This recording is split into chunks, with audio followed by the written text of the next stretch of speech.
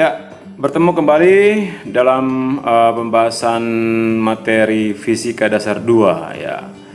Kita lihat materinya ini, saya tidak mengambil dari materi-materi yang apa namanya sesuai dengan susunan kurikulumnya, cuman saya ini membahas tentang aplikasinya langsung ya.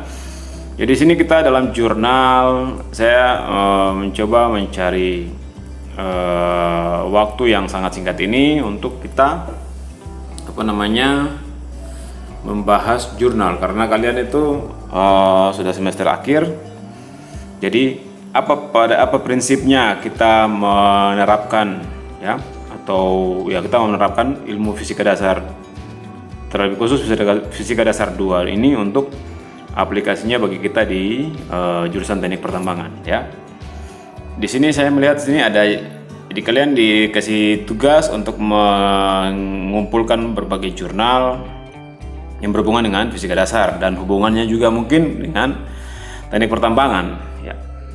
Ya, di sini sudah ada jurnal yang kita lihat tampilannya ini dari seseorang ataupun teman ya, yang sudah mengirimkan ke ke grup WA kita untuk kita sama-sama membahasnya. Ya, di sini saya juga baru melihatnya, dan mungkin nanti kalau ada pertanyaan dan diskusi bisa kita diskusikan di kolom komentar ataupun nanti di di grup WhatsApp ya.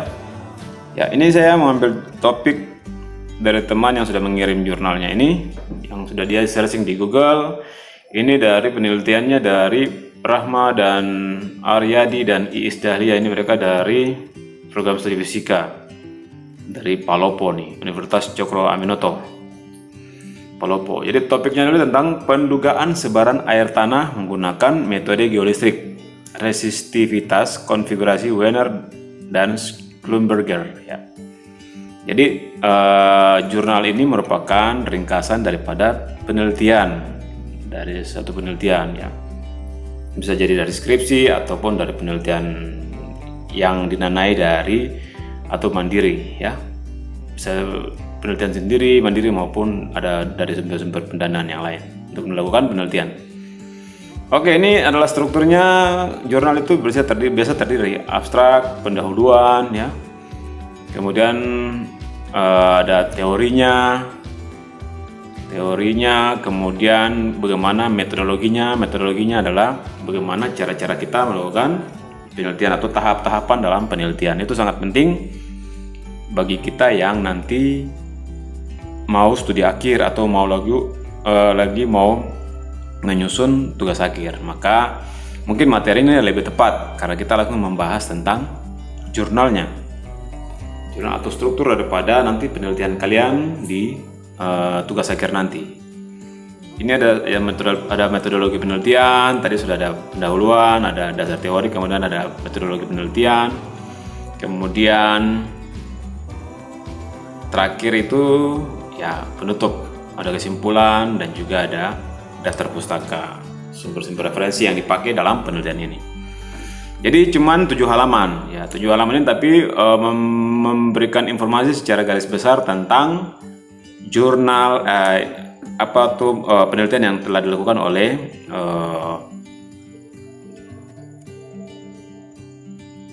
kelompok dari Universitas Cokro Aminoto ini ya, Rahma, Aryadi, dan juga Iis Dahlia.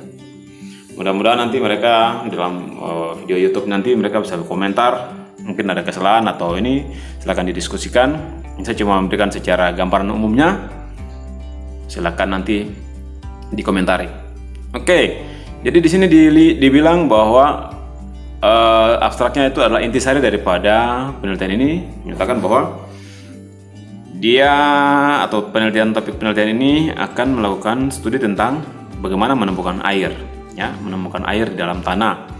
Jadi metode geofisika yang dipakai yaitu metode geolistrik atau tahanan jenis, konfigurasi Wiener dan Schlumberger adalah untuk mengetahui tahanan jenis daripada lapisan di bawah permukaan. itu akan dapat diketahui dengan cara melakukan pengukuran geolistrik. Bagaimana teknik geolistriknya itu nanti kita bisa lihat dalam pembahasan ini.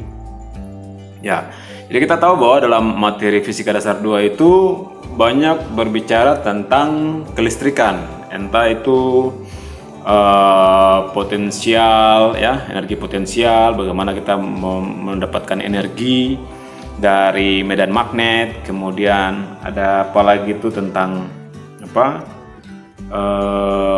hubungan ada hukum Ohm, kemudian ada hukum Coulomb, ya, tentang listrik, tentang muatan listrik, bagaimana listrik itu diciptakan, kemudian dari listrik itu bisa membuat sebuah energi gerak atau kinematik, ya, untuk melakukan yang dapat berfungsi untuk kehidupan manusia. Jadi salah satu fungsi daripada fisika dasar 2 itu yaitu ilmu tentang ohmmeter. Jadi kita lihat sini ada ilmu tentang ohmmeter. Ohmmeter itu yaitu untuk mengetahui tahanan dalam tanah, ya. Setiap lapisan itu mempunyai nilai tahanan atau resistivitasnya, ya. Resistivitas, ya.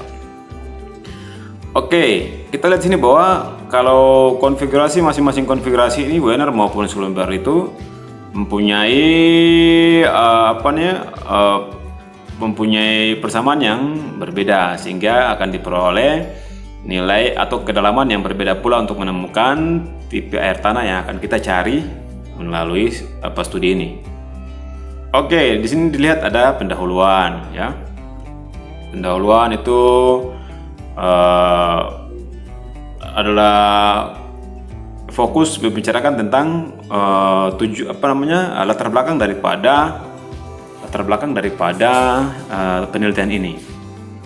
Jadi untuk mendapatkan keterlambatan air di bawah tanah atau dapat di lapisan pembawa air atau aquifer, maka perlu dilakukan beberapa metode penyelidikan permukaan tanah yang dapat dilakukan diantaranya dengan metode geologi, metode gravitasi, metode magnet, metode seismik, dan metode geolistrik.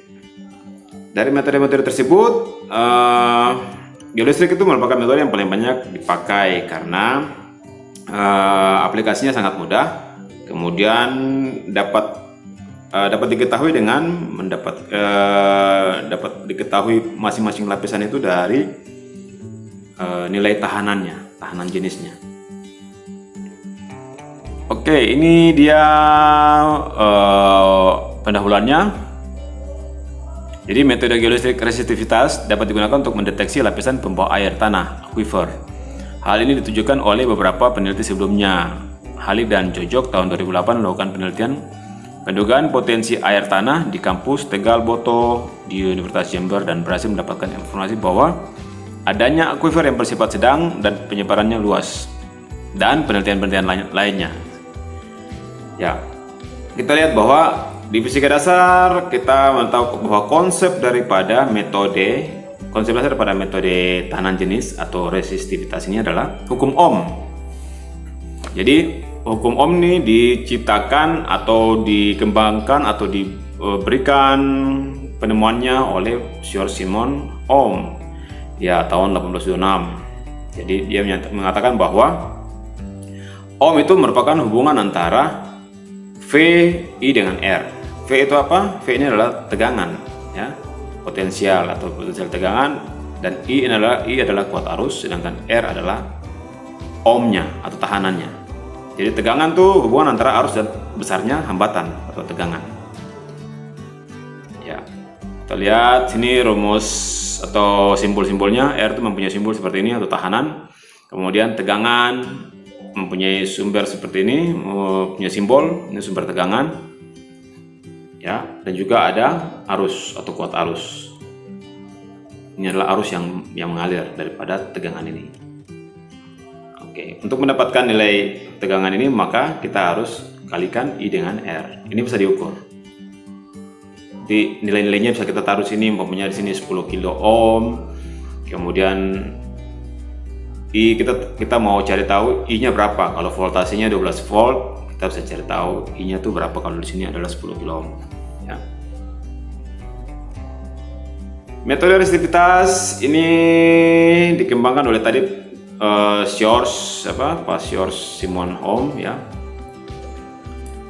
Kemudian kita lihat lagi, kita skip aja ya. Nanti kalian bisa lihat sendiri di jurnalnya yang sudah ada di grup kita masing-masing.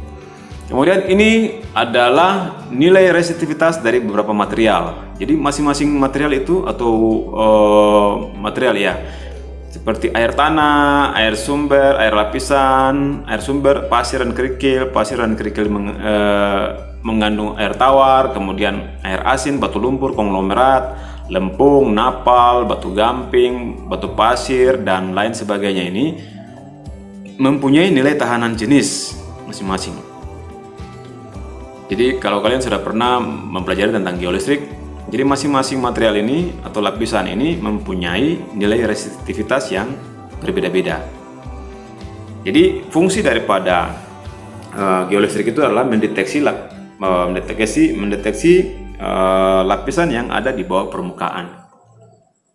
Jadi prinsip kerjanya itu adalah kita membentangkan elektroda atau kabel semakin panjang kabel yang dibentangkan, maka pengukuran kedalaman lapisannya itu semakin dalam untuk kita melakukan penyelidikan. Jadi kita tahu kedalaman lapisan yang lebih dalam di bawah permukaan ya. Jadi dari geolistrik itu kita bisa dapat tahu di mana sih air sumber itu yang berada pada kedalaman berapa. Kita dapat memprediksinya. Nanti akan diolah lagi menggunakan software ya. Data dari lapangan kita akan olah lagi mendapatkan software dapatkan informasi resistivitasnya itu akan kita olah lagi dalam softwarenya. Oke, kita lihat ke bawah ya. Ini tipe-tipe porositas dan permeabilitas. Artinya daerah-daerah yang atau material-material yang mempunyai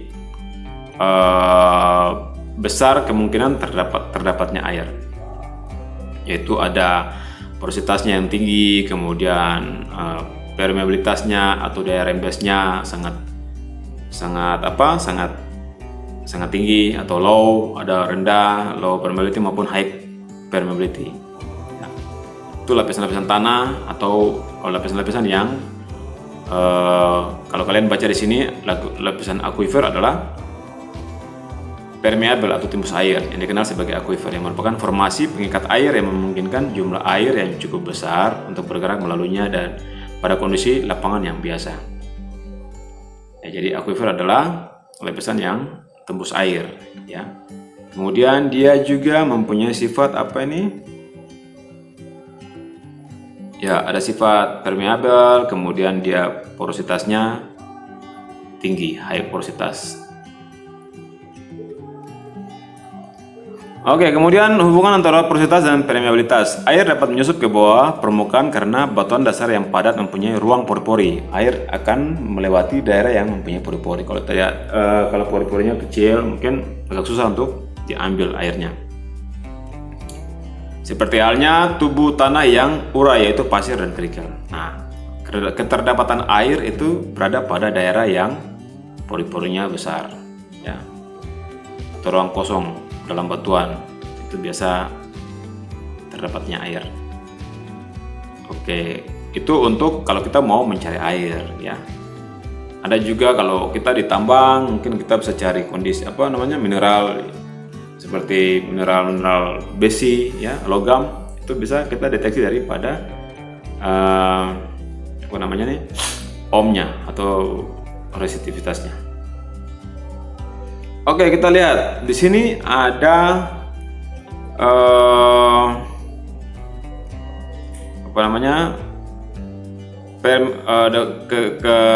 pengertian tentang pori berukuran kapiler yang membawa air yang disebut dengan air pori. Permeabilitas juga sangat berpengaruh pada aliran dalam jumlah air tanah. Permeabilitas merupakan kemampuan batuan atau tanah untuk melewatkan atau meluluskan air melalui suatu media porus. Porus itu adalah media berpori. Ya, permeabilitas tergantung pada faktor-faktor seperti besarnya rongga-rongga dan derajat hubungan antara rongga-rongga. Batuan yang porositasnya rendah, umumnya permeabilitasnya pun rendah, dan batuan yang porositasnya tinggi, belum tentu permeabilitasnya tinggi karena besarnya hubungan antara rongga sangat menentukan. Ya, besarnya rongga-rongga. Jadi kalau ada rongga-rongga, walaupun dia punya daerah serapannya tinggi, permeabilitasnya tinggi, tapi kalau rongga-rongganya tidak terlalu tidak terlalu besar-besar atau jarang, atau ya porositasnya tuh kecil, ya susah juga untuk meluluskan air. Oke, yang dicari di metode geolistrik ini lah paling banyak adalah kita mau mencari air tanah. Oke, yang kita lihat di tabel 2 ini dilihat bahwa ini adalah hubungan antara porositas dan permeabilitas. Ya. Kita lihat di sini, lempung itu mempunyai porositas 45–55%. Lempung, ya, porositasnya ya besar, ya. Porositasnya besar, cuman dia mempunyai permeabilitasnya yang sangat kecil, ya, yaitu 0,00008 cm per jam. Yaitu kemampuannya untuk menyerap airnya itu, ya. Lihat, pasir dan kerikil lebih besar permeabilitasnya, ya. Artinya kalau airnya disiram, dibuang ke lapisan pasir ini, pasti akan segera terserap habis dibandingkan dengan lempung. Ya, batu gamping juga agak besar, cuman lebih besar itu dari kerikil. Karena apa? Kerikil mempunyai rongga-rongga yang besar, atau dia berporos, ya, porositasnya tinggi. Dia permeability-nya. Metodologi penelitian ini adalah langkah-langkah melakukan penelitian. Jadi pertama mereka melakukan penyelidikan lapangan. Setelah itu nanti ya, ini yang dilakukan adalah menggunakan pengolahan data menggunakan Microsoft Excel maupun software Notepad. Kemudian ada software yang bernama RES2DINF, ya, dan software IPWin, ya. Metode yang digunakan dalam penelitian ini yaitu metode geolistrik atau resistivitas dengan menggunakan ini konfigurasi Wiener dan Schlumberger, ya. Adapun pemasangan elektroda arus dan potensial dapat dilihat seperti berikut. Kita lihat sini bahwa skema untuk Wiener dan Schlumberger ini mempunyai skema yang bersama, ya. Di sini ada simbol I dan V. Itu simbol I dan V itu adalah ini kuat arus dan juga ada voltasenya atau tegangan. Maka tekanan jenisnya itu merupakan hubungan antara V dibagi I atau tegangan dibagi dengan kuat arus dikali Pi dikali B, ini panjang B ini, dalam kurung B ini ditambah A, panjang ini sama, ya, tambah A dibagi A, atau sama dengan V dibagi I kali Pi dikali B pangkat 2, Pi adalah 3,14 atau 22/7 dibagi dengan A, panjang A ini, ya. Jika A lebih kecil atau lebih kecil daripada B. Kemudian untuk metode yang B ini metode adalah konfigurasi dari Wiener. Kalau yang di atas ini adalah Schlumberger, kemudian ini adalah Wiener. Persamaannya adalah PA atau tekanan jenisnya atau resistivitasnya adalah 2 dikali Pi dikali A, jarak A, ya. Jarak A ini jaraknya sama saja, dibuat sama. Kemudian dikali V dibagi, atau tegangan dibagi dengan I. Oke, dari hasil pengukuran di lapangan,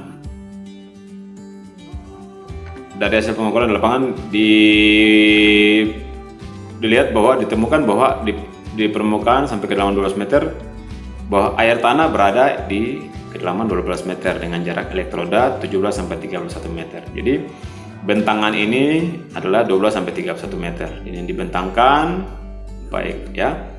tangan elektrodanya itu. Kemudian akan diketahui posisi air tanah yang berada di dalam permukaan, yaitu ditemukan 12 meter. Kemudian terlihat pada jarak 39 sampai 72 meter dengan kedalaman dari permukaan 12,3 meter. Hal ini bisa dipengaruhi karena dekatnya tempat penelitian dengan selokan dan empang para warga yang berada dekat kampus, serta beberapa batuan yang memiliki porositas dan permeabilitas yang bagus sebagai pembawa air seperti pasir dan kerikil. Ya.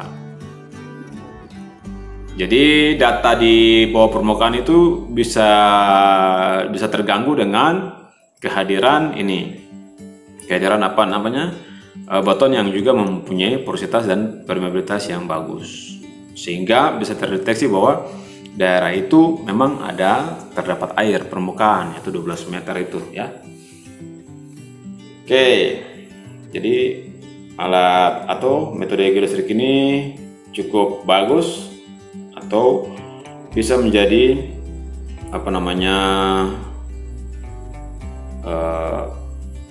bisa dapat dipakai untuk melakukan penentuan kondisi di bawah permukaan, yaitu mencari lapisan pembawa air ya. Oke, ini adalah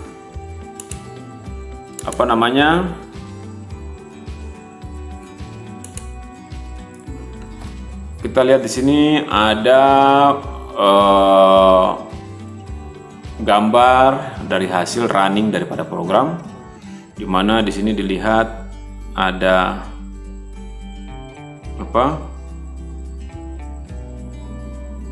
lapisan-lapisan yang diperoleh dari hasil deteksi dari geolistrik.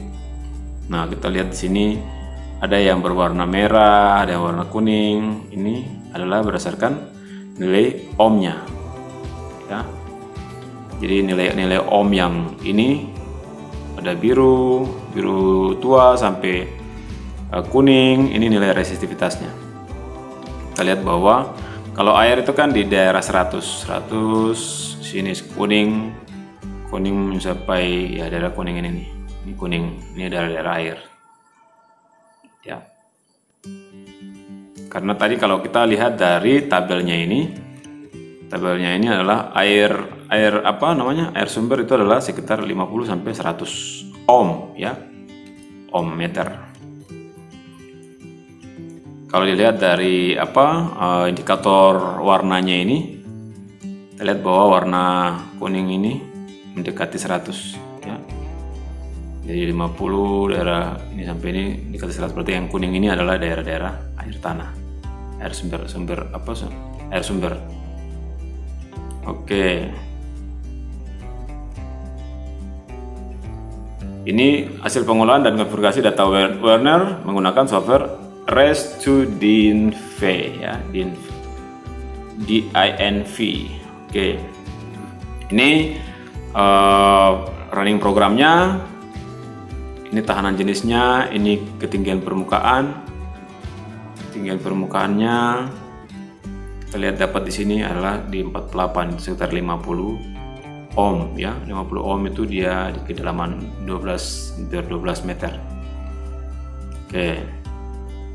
Kemudian ini adalah pengolahan dan konfigurasi Schlumberger menggunakan software IP2Win. Jadi Schlumberger memberikan informasi seperti ini, data grafik dan juga data tabel. Sedangkan pengolahan Werner menggunakan nilai dari data indikator daripada warna, pemetaan di bawah permukaan dengan informasi dengan warna-warna tahanan atau tahanan jenisnya atau resistivitasnya. Oke, itu kesimpulannya adalah pada konfigurasi Werner air tanah berada di permukaan sampai kedalaman 12 meter dengan jarak elektroda 17-31 meter dan nilai resistivitas itu berkisar antara 30-100 ohm meter. Kemudian kalau pada jarak 39,72 meter elektrodanya air permukaannya itu ditemukan pada jarak 12,3 meter. Kemudian pada titik yang berbeda menggunakan konfigurasi Werner ya, terlihat air tanah dalam lapisan aluvial berada sekitar kedalaman 1 sampai 11,82 meter dengan nilai resistivitasnya adalah sekitar 10 sampai 30 ohm. Ini didasarkan karena sekitar lokasi penelitian terdapat beberapa batuan yang memiliki porositas dan permeabilitas yang bagus seperti pasir kerikil dan serta dekatnya sumber air. Wah, memang. Jadi masing-masing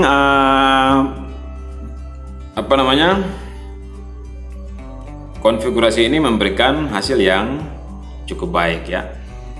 Jadi bisa menggunakan salah satu atau kedua-duanya bisa dibandingkan sehingga diperoleh. Jadi kesimpulan bahwa ilmu fisika dasar itu, ilmu fisika ya, bermanfaat untuk kedua manusia. Terlebih khusus kalau untuk tambang ya, kita pakai untuk, kalau dalam ilmu geofisika dipakai untuk memprediksi keadaan atau memprediksi lapisan di bawah permukaan. Terlebih khusus untuk yang spesialnya untuk geolistrik ini adalah untuk mencari sumber air tanah. Ya, berdasarkan data resistivity atau tahanan jenis daripada masing-masing material, sehingga kita tahu, oh ternyata batuan ini berada pada kedalaman ini karena kita tahu dari nilai omeganya atau tahanan jenisnya. Baik, itu mungkin yang secara singkat yang bisa disampaikan. Silakan nanti bisa didiskusikan dan